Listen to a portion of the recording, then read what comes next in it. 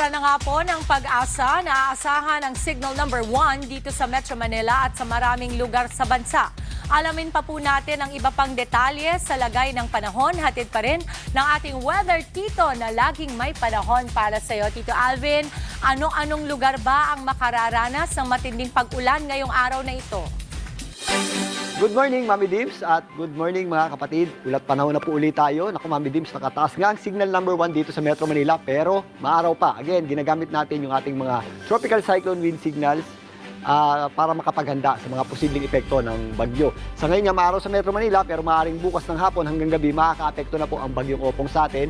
Pero ngayon nga, mababa pa ang ating tsansa ng pag-ulan at maganda ang sikat ng araw ngayong umaga hanggang tanghali. Pero pagsapit ng hapon, nagiging maulap po ang panahon natin. At possible po yung ating mga passing showers o yung mga dumadaang pag-ulan at thunderstorm. So yung mga ganyang klaseng pag-ulan medyo malakas na pag-ulan pa rin po yan. Although hindi nagtatagal, pwede pa rin po yung magpaba. Kaya maghanda at mag-ready rin po tayo dyan.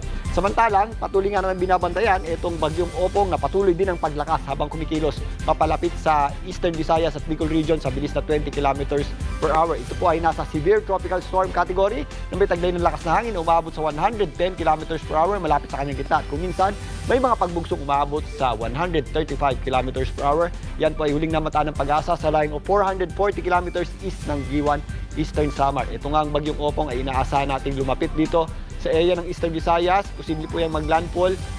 If ever mas mababa po ng kaunti yan, aabot po yan sa Northern Samar area at maaaring mamayang madaling araw, yan po ay tumama dyan. Or if ever naman mas mataas, dito na po yan sa Bicol Region at bukas ng umaga, posibleng maglandfall. Babaybayin po niyan itong Bicol Region papunta ng Calabarzon at maaaring makalabas ng West Philippine Sea sa Sabado ng umaga at makalabas na ng ating Philippine Area of Responsibility sa darating na Sabado naman ng hapon. Sa ngayon, yung kanyang panglabas na kaulapan ay umaabot na dito sa ilang bahagi ng Eastern Visayas at mamayang hapon hanggang gabi, mas madadagdagan na po yung ating mga pag-ulan dyan. Meron pa tayong epekto ng habagat dito po sa areas ng Zambales, Bataan, Occidental Mindoro at ilang bahagi po ng Mimaropa area.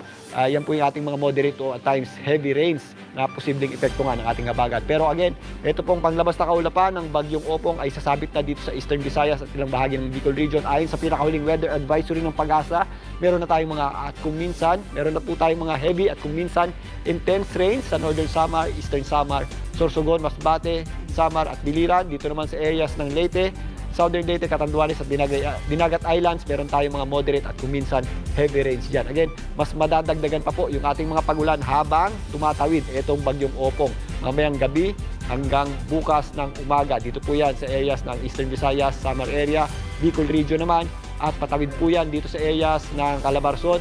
So mapupunta dyan yung ating concentration ng malalakas na pag-ulan